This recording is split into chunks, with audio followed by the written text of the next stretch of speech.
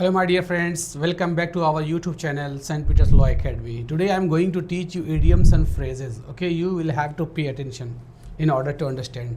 So first of all, you please try to understand the meaning of idioms and phrases. Idioms and phrases. Okay? सबसे पहले आप ये समझो कि idioms and phrases कहते किसे हैं, फिर इसका यूज़ किया, हमें यूज़ कैसे करेंगे, एग्जाम में क्वेश्चंस कैसे आएंगे. ओके, तो इडियम्स एंड फ्रेजेस आप ज़्यादातर जो सेंटेंसेस देखोगे न्यूज़पेपर वगैरह में भी बहुत इडियमेटिक ढंग से लिखे होते हैं, उसमें बहुत सारे इडियम्स यूज़ किए जाते हैं. कुछ एग्जाम्स में पैसेजेस आते हैं जिसमें कुछ अंडरलाइन किए होते हैं, बोल्ड पार्ट होते हैं, वहाँ पे लिखा था इडियम्स यूज़ किया जाता है और कहा जाता है कि इसकी मीनिंग बताओ according to the sense of sentence. तो अलग अलग टाइप के क्वेश्चंस आते हैं. कुछ क्वेश्चन तो डायरेक्टली मीनिंग पूछे जाते हैं कि दिए हुए फ्रेजेस की मीनिंग बताएं. कुछ होते हैं क्या, 4 ऑप्शन दे दिए जाएंगे और कहा जाएगा इसकी मीनिंग बताओ. फिर कभी कभी ऐसा होता है एक सेंटेंस बना होता है, उस सेंटेंस में फ्रेज यूज़ किया जाता है, ठीक है, और उसे बोल्ड कर दिया जाता है या अंडरलाइन कर दिया जाता है, कहा जाता है according to the sense of sentence की मीनिंग बताओ. कुछ एग्जाम में ऐसे क्वेश्चंस आते हैं, फिल इन द ब्लैंक से क्वेश्चंस आते हैं. तो देखो फ्रेजेस कहते किसी अ ग्रुप ऑफ वर्ड्स को बोलते हैं, शब्दों का ग्रुप होता है. इडियम्स एंड फ्रेजेस का मतलब क्या हुआ, शब्दों का ग्रुप होता है जो आपस में बिल्कुल ही इंडिपेंडेंट होते हैं, एक दूसरे से लेना देना कुछ होता नहीं है, लेकिन जब एज ए होल इनको यूज़ किया जाए तो एक मीनिंग, डिफरेंट मीनिंग निकलता है, जिसे हम कहते हैं इडियम्स या फ्रेजेस. ठीक है. अब एग्जाम में जो क्वेश्चन कई ग्रुप ऑफ हो गए वर्ड्स, तो उनमें से एक ग्रुप जो वर्ड होता है ना, वहाँ पे फिल इन द ब्लैंक कर दिया जाता है या अंडरलाइन कर दिया जाता है, कहा जाता है यहाँ पे कौन सा वर्ड आएगा, तो उसे आपको याद करना पड़ेगा. सबसे पहले तो इडियम्स पूरे को आपको याद रखो कि जिसे इडियम्स कहते हैं, फिर उसका मतलब क्या होता है, मीनिंग भी आपको याद रखना होगा. अलग अलग एग्जाम में जो होते हैं इसके ऑप्शंस बदल दिए जाते हैं, पर फ्रेजेस नहीं बदले जा सकते. ठीक है. तो देखो जैसे मैं एक लिखता हूँ इडियम्स एंड फ्रेज का,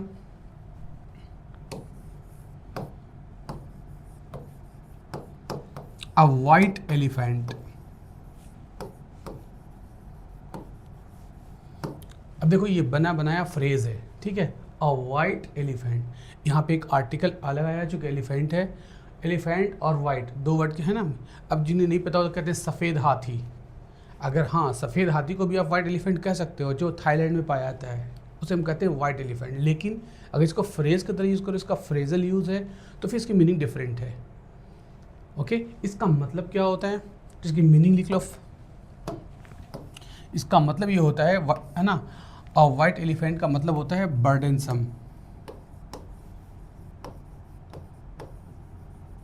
बर्डनसम पोजीशन. ओके, बर्डनसम का मतलब क्या हुआ, देखो ये एडजेक्टिव है, हैंडसम, ऑसम, जिसके लास्ट में SOME लगा दो वो एडजेक्टिव बन जाता है. तो बर्डनसम पोजीशन मतलब होता है ऑनरशिप. तो जो किसी चीज़ के आप मालिक हो, ऑनर हो, और आपके लिए वो चीज़ बर्डन बन जाए, तो उसे क्या बोलेंगे. आपने कार खरीदी और कार काफ़ी महंगी है, ठीक है, आप उसे मेंटेन नहीं कर पा रहे हो, it's too expensive to maintain. तो लोग क्या कहेंगे कि तूने कार खरीदी है या हाथी पाल रखा है. हाथी खरीदना आसान होता पर पालना बहुत मुश्किल होता. तो जब कोई चीज़ टू डिफ़िकल्ट हो, बहुत ज़्यादा मुश्किल हो, to maintain is called a white elephant. Now the point is clear. तो हमने इसकी मीनिंग क्या लिखा, बर्डनसम पोजीशन. ओके, मैं कहूँ I sold my old house because it was a white elephant. What does it mean, मैंने अपने मकान को बेच दिया. क्यों बेचा, it was a white elephant. क्या मतलब हुआ इसका, it was useless for me. It was, अब वहाँ पे बर्डन नहीं बोलेंगे, वो हमारे लिए क्या था, वो यूजलेस था, मैं इसको एफोर्ड नहीं कर पा रहा था, हमारे लिए यूँ ही पड़ा हुआ था, राइट. तो कहेंगे बर्डनसम पोजीशन या टू एक्सपेंसिव, बहुत ज़्यादा एक्सपेंसिव हो, टू मेंटेन, जिसे हम मेंटेन नहीं कर पा रहे हैं, उसे हम कहते हैं, ठीक है, टू एक्सपेंसिव टू मेंटेन या burdensome position is called a white elephant. Now the point is clear. तो वाइट एलिफेंट का मतलब हुआ कोई खर्चीली वस्तु, बहुत ज़्यादा महंगी हो, जो यूजलेस हो हमारे लिए, ठीक है, और हम उसे बर्डन, मतलब क्या है, बर्डनसम पोजीशन, हम उसे ये नहीं कर पा रहे हैं, एफर्ट नहीं कर पा रहे हैं. देखो दूसरा लिखो, इसी से कुछ और बताऊं.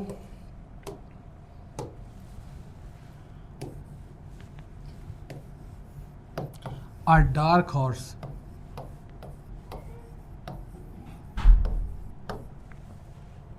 अ डार्क हॉर्स. हॉर्स मतलब होता है घोड़ा, और डार्क, तो यहाँ काला घोड़ा नहीं कहोगे, ये एक फ्रेज़ बना हुआ है, ऐसे यूज़ करते हैं। ये किसे कहते हैं? वैसे इंसान को डार्क हॉर्स कहा जाता है जिसके अंदर काफ़ी टैलेंट होता है पर लोगों को पता नहीं होता, हिडन टैलेंट होता है, ठीक है। A person who has lots of hidden talent, लेकिन ये लोगों को पता नहीं होता, उसे कहते हैं क्या? हिंदी में कहेंगे इसे छुपा रुस्तम, ठीक है। तो क्या मतलब हुआ इसका? इसे कह सकते हो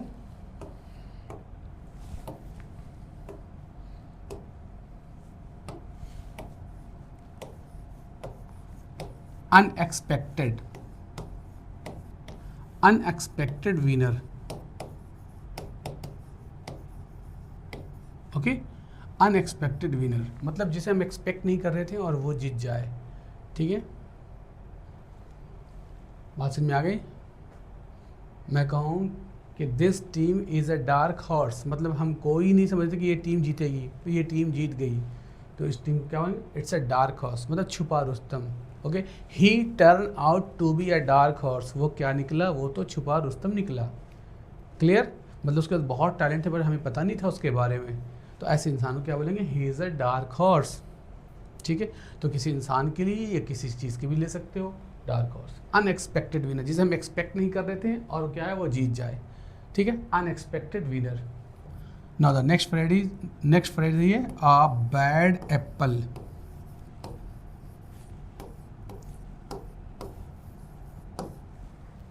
अ bad apple, if someone calls you a bad apple, कि you are a bad apple, what does it mean? अगर आपको कोई कहे कि बैड एप्पल, तो आप तो सिर्फ हिंदी में उसे ट्रांसलेट करोगे, बैड का मतलब बुरा होता है, एप्पल मतलब सेब होता है, लेकिन इसका कुछ ऐसा मतलब नहीं, ये फ्रेज़ यूज़ किया जा रहा है, ठीक है। तो एप्पल देखो, एप्पल बना कैसे ये फ्रेज़? एप्पल मतलब सेब होता है, दिखने में कितना लगता है, कैसा बहुत खूबसूरत लगता है ना, सुंदर सा दिखता है, लाल लाल, लेकिन जब उसे काटो तो अंदर से वो सड़ा निकल जाता है। इसी तरह कुछ इंसान भी होते हैं, दिखने में कैसे लगते हैं? बड़े मासूम दिखते हैं चेहरे से, पर वो जब उनसे डील करो मामला तो कैसा होता है? अंदर से वो सही नहीं होते। ऐसे इंसानों को क्या बोलते हैं? बैड एप्पल, मतलब untrustworthy person, unreliable person, unfaithful person, infidel, okay, जो क्या निकले? जिस पे हम भरोसा नहीं कर सकते, ठीक है। अनरिलायबल,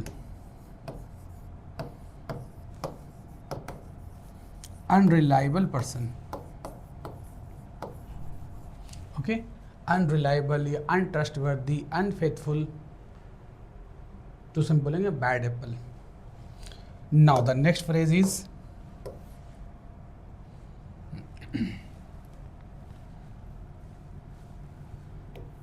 देखो, टू क्राई ओवर स्पिल्ट, या इसे स्पिल्ड भी कह सकते हो, स्पिल्ड मिल्क, ऐसे इडियम बने होते हैं। अब इस पूरे को आपको याद रखना पड़ेगा, ये बने बनाए फ्रेजेस हैं, इसके मीनिंग्स बदले जा सकते हैं, ओके। तो देखो, जब किसी वर्ड के पहले मैं टू लगा दूं, टू क्राई, इसका मतलब ये वर्ब की तरह यूज़ कर रहे हो। अब इस क्राई को आप चेंज कर सकते हो, क्राई, क्राइंग, कैरिड, किसी भी वर्ब के फॉर्म में रख सकते हो। To cry over spilt milk, ठीक है। स्पिल का मतलब क्या होता है? दूध गिर जाता ना जब बॉयल होता है, तो कहते हैं अब पछतात होत क्या जब चिड़ियाँ चुग गई खेत, मतलब अब पछताने से क्या फ़ायदा, अब तो वो दूध उबल चुका है, अब वो वापस तो आएगा नहीं। ऐसा करने को क्या बोलते हैं? तो it means to complain, complain करना about the thing that can not be change, कैसी चीज़ जिसको अब हम वापस बदल नहीं सकते, चेंज नहीं कर सकते, उसे क्या बोलते हैं? है ना, to cry over spilt milk. इसकी मीनिंग लिख लो,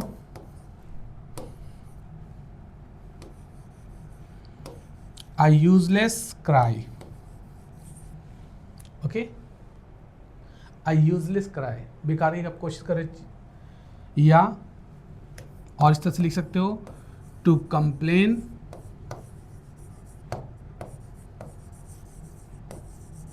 अबाउट द थिंग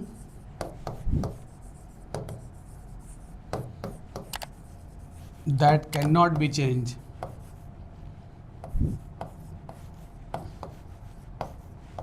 जिसे हम बदल अब नहीं सकते, that can not be change. To complain about the thing that can not be changed, मतलब अब पछताने से क्या फ़ायदा, तो कैसा क्या बोलेंगे? You should not cry over spilt milk, okay, what is happened, जो हो गया सो हो गया, you should not cry over spilt milk, okay, what is past, रात गई बात गई, ठीक है, you should not cry over spilt milk. अब चिल्लाने से क्या फायदा, लिखो to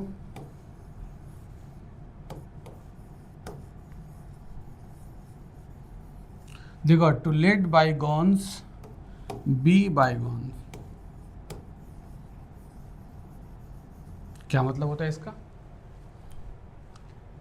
to let bygones be bygones, इसका मतलब जो हो गया सो हो गया, ठीक है, रात गई बात गई, इसकी मीनिंग लिख लो। To let bygones be bygones का मतलब क्या होता है, इट मीन्स, लिखो टू फॉरगिव, क्या करना, टू फॉरगिव मतलब माफ कर देना, एंड फॉरगेट और भूल जाना, forget about the thing, to forgive and forget about the thing that happened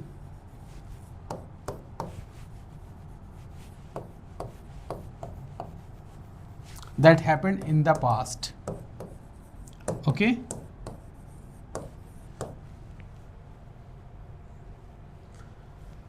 to let bygones be bygones, ठीक है, इसका मतलब ये हो गया टू फॉरगिव एंड फॉरगेट, माफ करना और फिर उसे क्या करना, फॉरगेट करना, भूल जाना, about the thing that happens in the past, जो कुछ भी पास्ट में हुआ है, जिसे हम हिंदी में कहते हैं रात गई बात गई, जो हो गया सो हो गया, what is happened, what is past, ठीक है। Now the next one is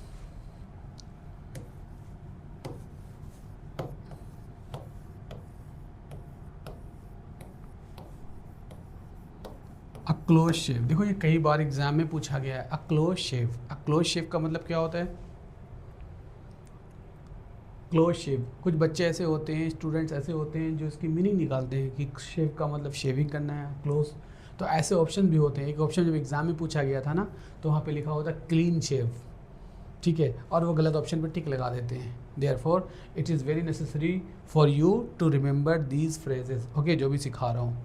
तो क्लोज शेव का मतलब होता है बाल बचना, बाल बचने को क्या बोलते हैं, क्लोज शेव। इसका मतलब होता है लिख लो, अ नैरो एस्केप, और नैरो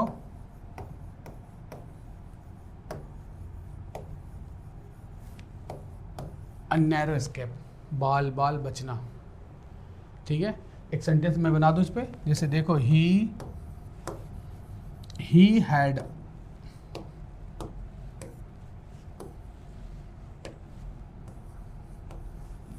a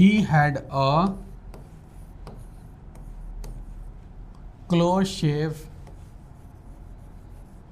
last night,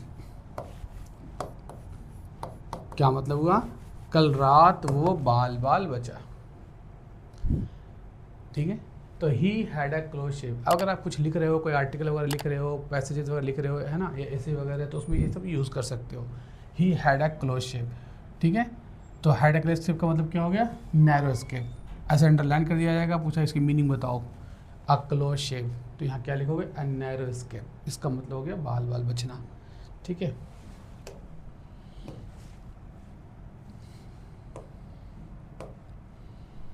तो इसे देखो, हम ये भी कह सकते हैं, from the jaws of death, क्या बोलोगे, from the jaws of death, इसका मतलब भी वही होता है कि मौत के मुंह से बच जाना, निकल जाना, ओके। जॉज मतलब जबड़ा होता है, जॉज ऑफ डेथ, मौत के मुंह तक जाकर वहाँ से बच जाना, तो इसे क्या बोलेंगे, ही सर्वाइव्ड, वो बच गया, ही सर्वाइव्ड ट्वाइस, 2 बार, कहाँ से, from the jaws of death, clear, मतलब नैरोली एस्केप्ड, बाल वो बचा। अगर मैं इसको इस तरह लिखूँ, जॉज ऑफ डिफीट, अगर मैं यहाँ क्या कर दूँ, डिफीट, अब क्या मतलब हो गया, बिल्कुल मैं कहूँ कि India one the final match from the jaws of defeat, India बिल्कुल हार के कगार तक जा चुकी थी, फिर वहाँ से इंडिया जीत गई। ठीक है, तो बोले India one the match from the jaws of defeat. Clear? तो मुझे उम्मीद है ना, बात समझ में आपको आ रही होगी। नेक्स्ट लिखो,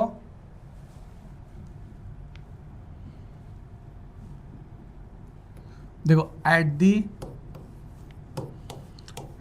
11th hour, at the 11th hour, और एक फ्रेज क्या है, in the nick of time, in the nick of time. मैंने दो फ्रेजेस लिखे हैं, दोनों की मीनिंग बताओ। तो देखो मीनिंग इधर लिखता हूँ, एट द 11th आवर का मतलब होता है बिल्कुल ऐन वक्त पे, सही समय पे। इसे हम क्या बोलेंगे, at the last moment, at the last moment. Okay, at the last moment.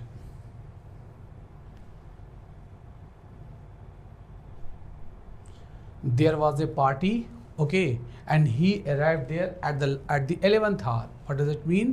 हर कोई उसका इंतज़ार कर रहे थे, ठीक है, और वो कब आया, at the 11th hour, बिल्कुल एंड समय जब पार्टी शुरू होने वाली थी। लेकिन अगर मैं कहूँ in the nick of time, तो इसका मतलब क्या होगा। तो ये जो फ्रेजेस मैं सिखा रहा हूँ इसकी मीनिंग को अच्छे से समझ लो and try to use on your own sentences. ठीक है, खुद से सेंटेंसेस बनाओ और फ्रेजेस को यूज़ करो कि हम किस तरह सेंटेंसेस बना सकते हैं। इसलिए मैं कई एग्जांपल के साथ बता दे रहा हूँ, कुछ मीनिंग्स भी बता रहा हूँ, कुछ एग्जांपल्स भी दे रहा हूँ।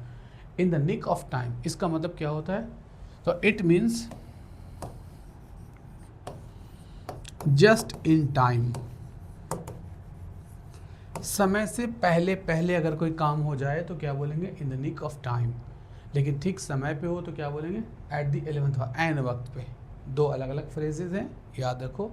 ठीक है, मैं कहूँ कि he went off the bus in the nick of time and the driver lost the control, है ना, and finally the bus ran into the divider. लेकिन उससे पहले वो उतर चुका था। It means in the nick of time.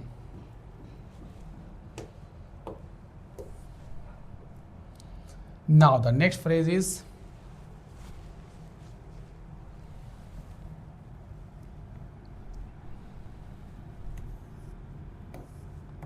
to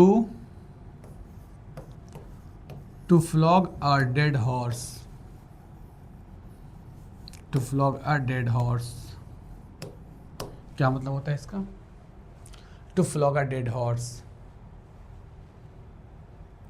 देखो फ्लॉग का मतलब होता है कोड़ा, कोड़ा समझते हो ना, कोड़ा मारना, कोड़े को या फिर चाबुक, इसे बोलते हैं flog.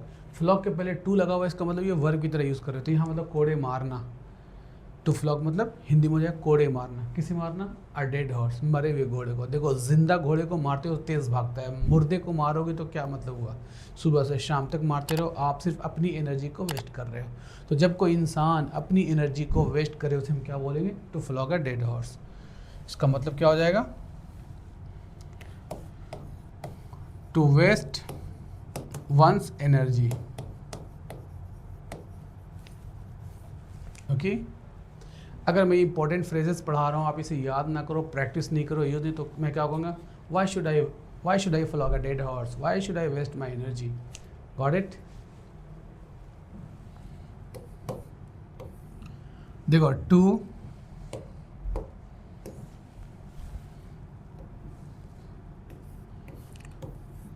to turn a blind eye, to turn a blind eye, या to turn a deaf ear। दो फ्रेजेस हैं, to turn a blind eye या to turn a deaf ear. क्या मतलब होता है इसका,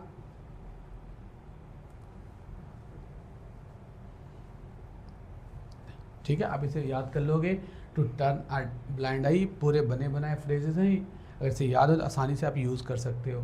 इसी से क्या है, टर्न अ डेफ ईयर। आप इसे टू हटा कर ही बोल सकते हो, टर्न अ डेफ ईयर, फिर जहाँ ज़रूरत है उसको यूज़ कर लो। इन दोनों का मतलब एक ही होता है, इन दोनों का मतलब क्या होता है, लिख लो। टू इग्नोर, इग्नोर करना, इग्नोर करना। कैसे इग्नोर करना? टर्न अ ब्लाइंड आई, आंखों से देखकर अनदेखा करना। किसी को देखकर अगर आप इग्नोर कर रहे हो, अनदेखा कर रहे हो कि मैंने नहीं देखा, ऐसा करने को क्या बोलते हैं? टर्न अ ब्लाइंड आई। ठीक है। इसी तरह से कानों से सुनकर अगर अनसुना कर रहे हो कि हमने नहीं सुना है, तो वो क्या है? Turn a deaf year. बात समझ में आई? मैं हमेशा कहता हूँ कि जो इंपॉर्टेंट फ्रेजेस उसे याद कर लो, और ये मेरी बात को सुनकर आप अनसुना कर रहे हो तो मैं क्या कहूँगा कि you should not turn a deaf year. Clear?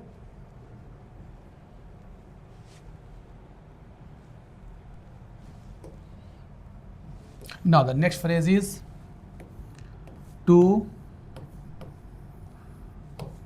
cook the book.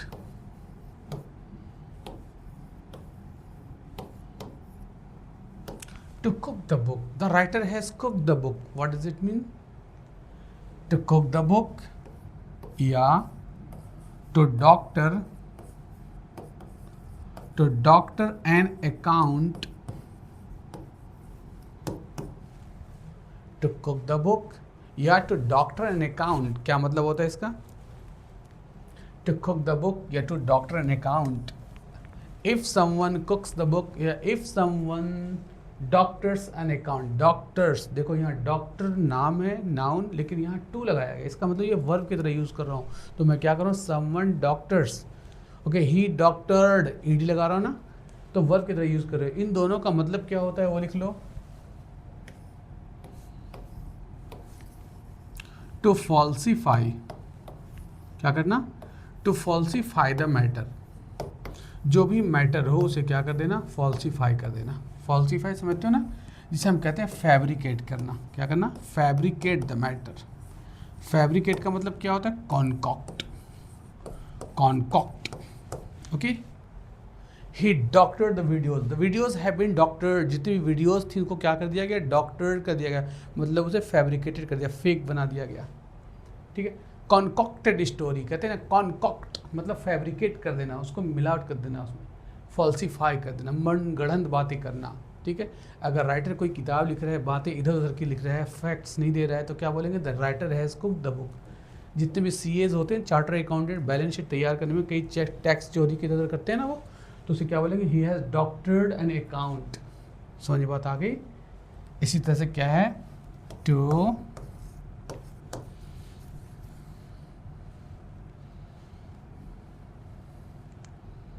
tell a cock and bull